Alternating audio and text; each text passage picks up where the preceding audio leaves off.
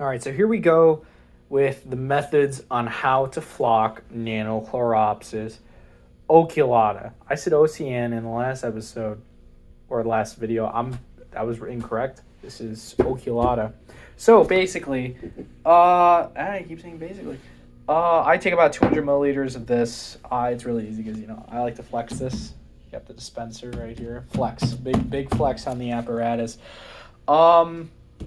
But overall, the end concentration of chitosan in the solution is supposed to be 75 milligrams per liter. Milligrams per liter. Milligrams. I really like to say it. But that's final concentration of chitosan in the solution. Obviously, you can tell I did not clean this because I just use the same, what are these things called? Mason jar. The same thing. Doesn't really matter. I don't think it matters. Kind of does if you're an idiot.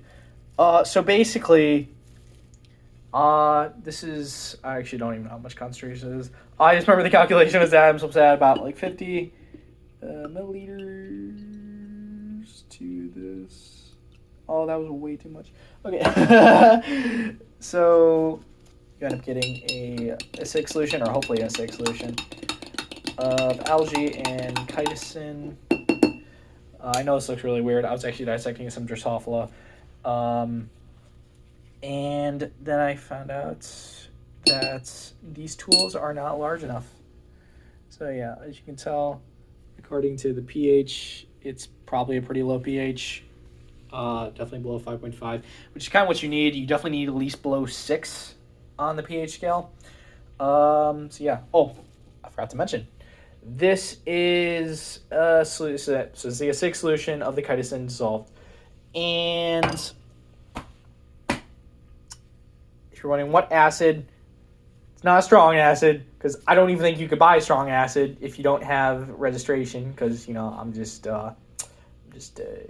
is literally in my apartment.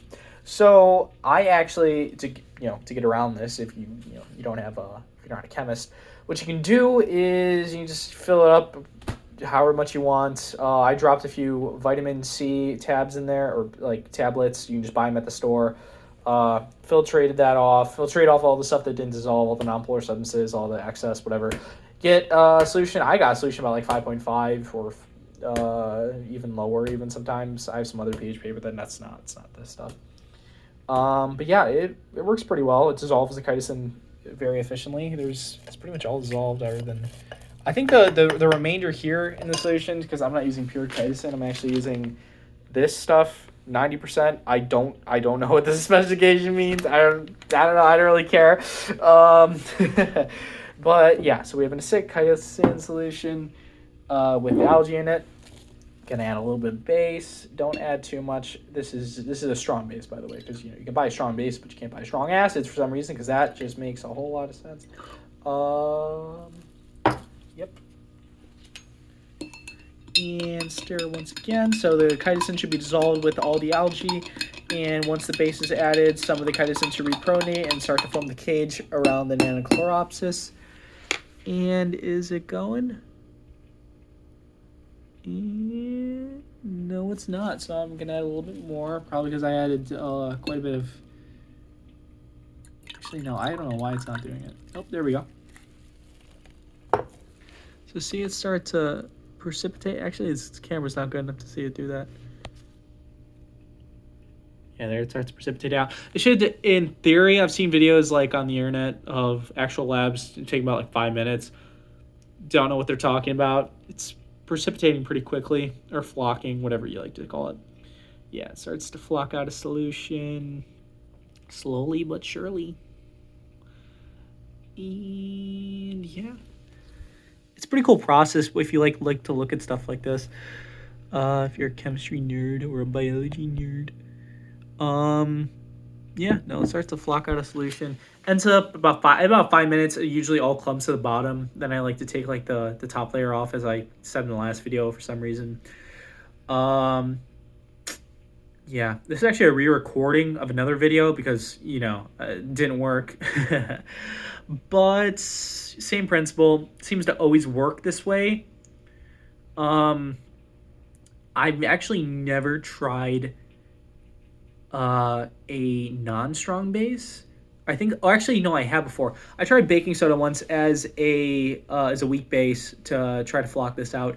It didn't work. But then again, I was also using a different acid. I was using freaking vinegar. So I can't imagine that working. Since that's viscosity is already pretty high, and chitosan has a viscosity as well. So I know a lot of the papers that I actually referenced in the last video take into account the viscosity of the chitosan.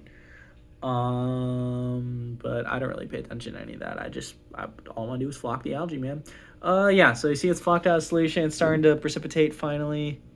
Yeah, that's really about it for the methods. If you're wondering about the strong base I use potassium hydroxide and the weak acid was ascorbic acid, vitamin C, blah blah blah, dissolve, blah blah blah. No, nothing too hard. And then just test with pH paper. Oh, as I forgot, I did not test the solution. It should actually be pretty high overall. Yeah. Yeah, definitely over. So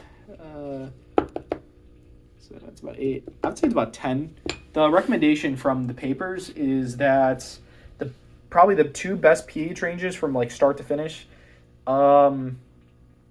Okay, my opinion, 5.5 beginning, and then N should be about 10, always. I feel like that's the best range overall if you're trying to get just general efficiency on the chitosan flocculation. If you're going to like about this right here, because obviously when you go to bigger scales, you're going to have to, really pay attention to stuff. But at small scales like this, I'd say 5.5 to 10 pH-wise is your best bet by far, and I would even say at larger scales as well. All right. That's pretty much all for the methods, and I don't know else.